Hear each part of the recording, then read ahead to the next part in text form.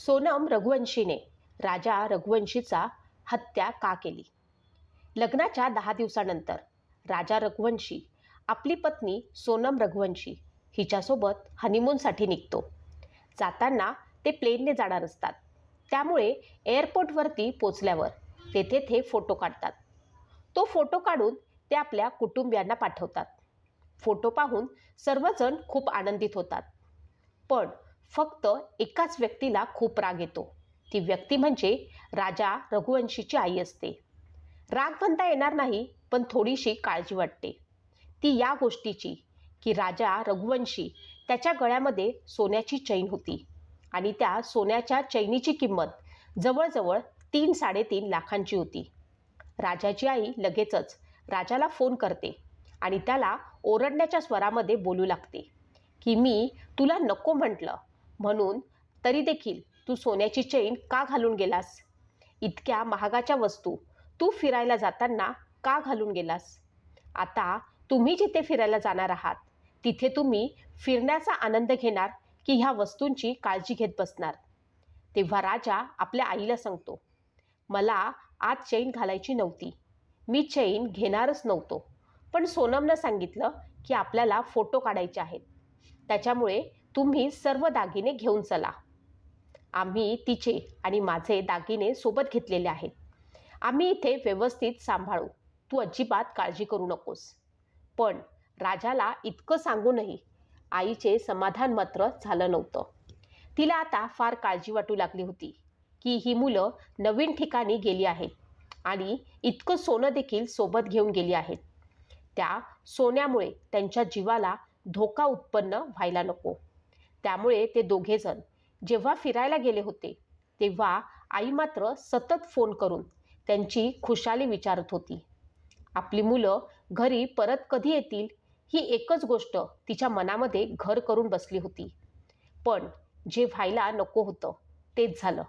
23 मे रोजी राजाच्या आईचं आणि सोनमचं शेवटचं बोलणं झालं. त्यानंतर त्यांचा एकमेकांशी संपर्क तुटला. खूप शोधाशोध केल्यानंतर 2 जून रोजी राजा मिळाला. पण राजा जिवंत नव्हता, त्याचा मृत्यू झालेला होता. त्यानंतर पोस्टमॉर्टम रिपोर्टमध्ये बाहेर आलेलं सत्य ऐकून तर सगळ्यांच्या पायाखालची जमीनच हादरली. कारण राजाची हत्या करण्यात आली होती, तीही धारदार शस्त्राने. सोनमचा मात्र कुठेही पत्ता लागत नव्हता. तिचे कुणी अपहरण केले आहे की तिची देखील अशाच प्रकारे हत्या झाली आहे याचा देखील काहीही पत्ता लागत नव्हता. पण जेव्हा सोनम सापडली आणि सत्य सगळ्यांना माहीत पडलं तेव्हा मात्र राजाच्या आईनं आपल्या मनात असलेली भीती व्यक्त केली. तिने सांगितलं की मला अगोदरपासूनच या गोष्टीवरती संशय होता की जर हे फिरायला जात आहेत तर इतकं सोनं सोबत का घेऊन जात आहेत. शिवाय माझ्या मुलाला फिरायला जाण्याची इच्छा अजिबात नव्हती. पण सोनमनेच जाण्याचे तिकीट बुक केले होते आणि तिनेच सर्व प्लॅन केला होता. शिवाय यामध्ये फक्त जाण्याचे तिकीट बुक होते, येण्यासाठी तिकीट बुक केलेलं नव्हतं. ही गोष्ट माझ्या मनाला खूप खटकत होती, पण मी ती कुणाला बोलून दाखवू शकले नाही. सोनमने राजाची हत्या का केली? ती राजाला मेघालयमध्ये का घेऊन गेली? कोणत्या कारणामुळे तिने राजाला पसंत असतानाही त्याच्यासोबत लग्न केलं? सगळ्या प्रश्नांची उत्तरं आपण बघणार आहोत. त्या अगोदर चॅनलवरती नवीन असाल तर चॅनल सबस्क्राईब करायला विसरू नका.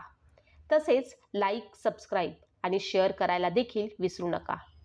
इंदूरचे राहणारे हे दोघेजण, पण ते दोघेजण एकमेकांच्या ओळखीतले नव्हते.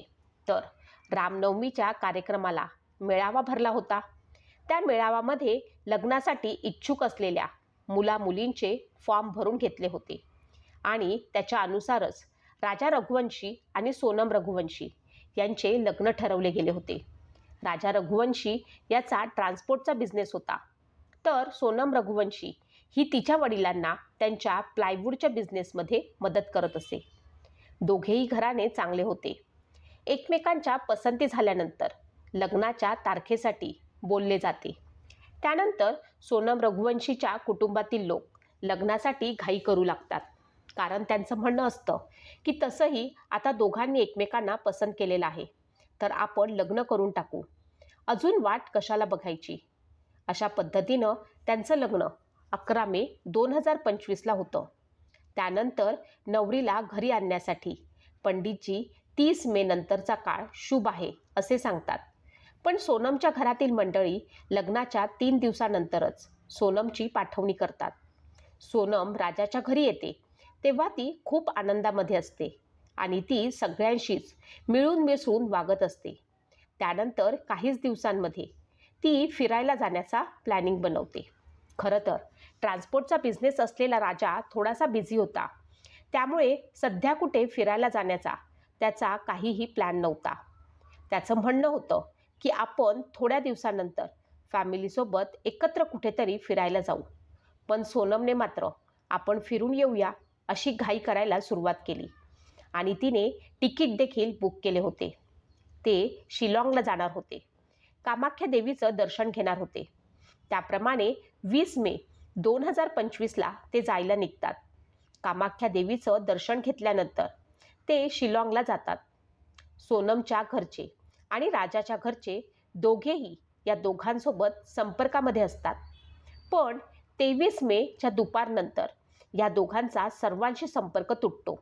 आता सर्वांनाच त्यांची काळजी वाटू लागते. काहीही संपर्क होऊ न शकल्यामुळे सोनमचा भाऊ आणि राजा रघुवंशीचा भाऊ असे दोघेजण या दोघांना शोधण्यासाठी तेथे पोहोचतात.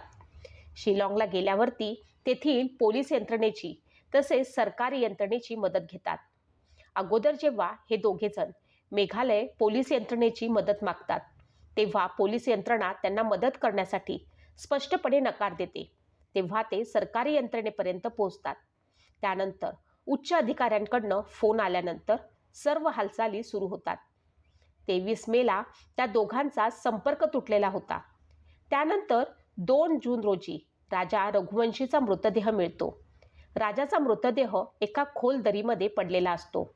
तो मृतदेह ताब्यात घेतल्यानंतर हातावर लिहिलेल्या राजा या टॅटूमुळे हा राजाचाच मृतदेह आहे हे समजते.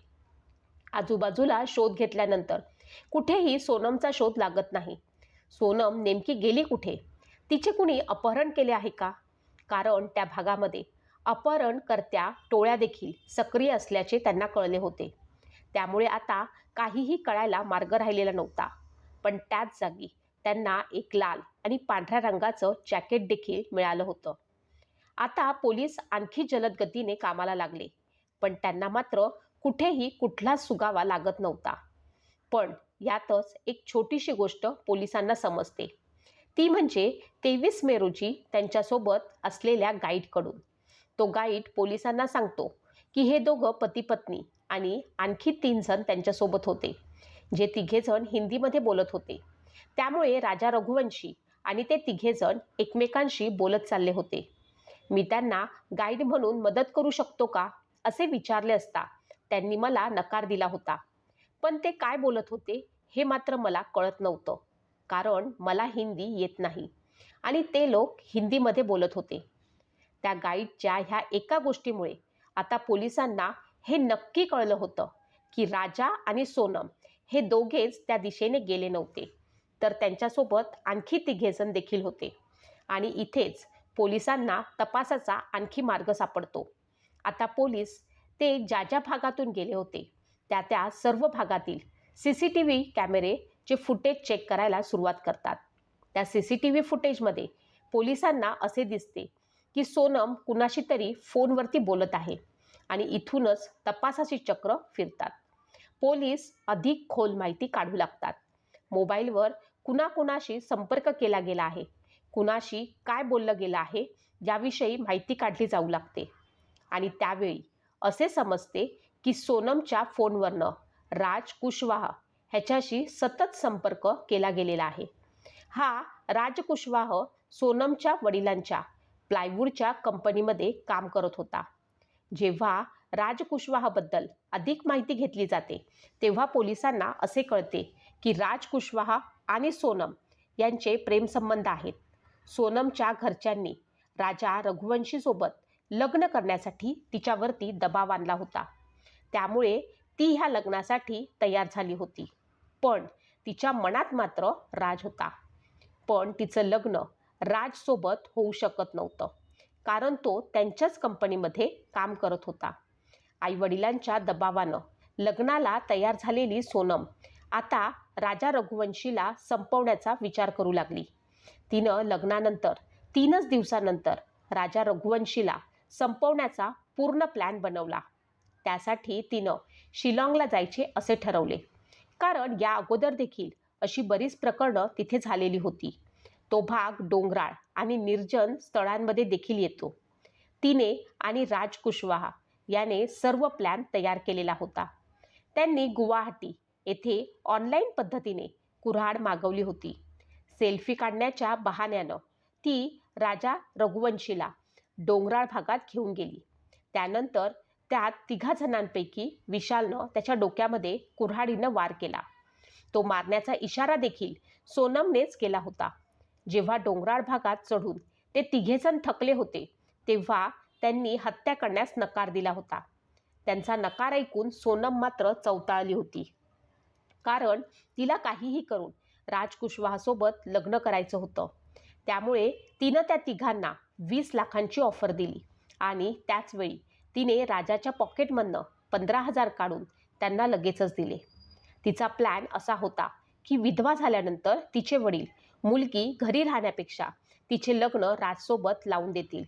त्यात एक गोष्ट म्हणजे राजा आणि सोनम या दोघांनाही मंगळ होता. याच गोष्टीचा फायदा सोनम रघुवंशीनं घेतला. आपल्या नवऱ्याला संपवायचं आणि नंतर प्रियकरासोबत राहायचं असं गणित तिनं तयार केलं होतं. पण पोलीस यंत्रणेमुळे तिचा हा प्लॅन फसला. त्या 3 साथीदारांना पोलिसांनी आपल्या ताब्यात घेतलं, पण सोनम मात्र पोलिसांच्या ताब्यात आलेली नव्हती. नेमकं सोनमचं झालं काय, ही गोष्ट कुणाच्याच लक्षात येत नव्हती.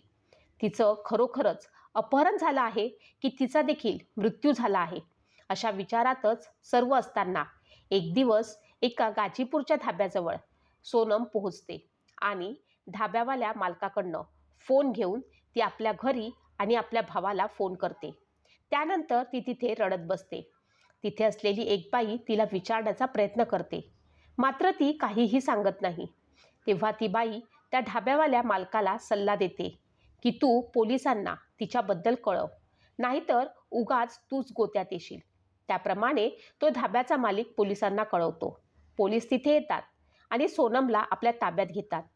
पोलिसांनी तिला ताब्यात घेतल्यावर मात्र ती वेगवेगळ्या कथा पोलिसांना सांगू लागते. मला माहीत नाही मी कुठे गेली होती किंवा मला बेशुद्ध केलं गेलं होतं, त्यानंतर मला इथे आणून टाकलं गेलं.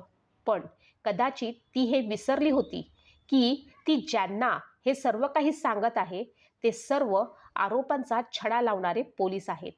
कारण तिच्या बोलण्यातून पोलिसांना हे कळलं होतं की ती जे सांगत आहे ते सर्व खोटं आहे. तिच्याकडनं आता सर्व बाबतींमध्ये माहिती घेतली जात आहे. तसेच पकडलेल्या इतर आरोपींकडनं देखील माहिती घेतली जात आहे. आता अजून याच्यामध्ये आणखी कोण कोण होतं ती सर्वच माहिती हळूहळू समोर येणारच आहे.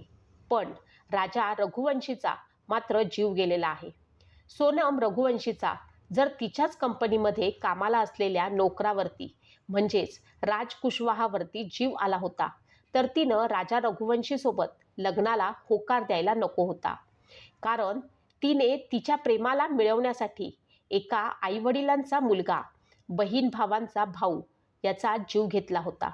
एका वडिलांसाठी ही सर्वात दुःखद बाब आहे की म्हातारपणामध्ये त्यांचा मुलगा त्यांची काठी होण्याऐवजी त्या म्हाताऱ्या बापालाच आपल्या मुलाच्या तिरडीला खांदा द्यावा लागला.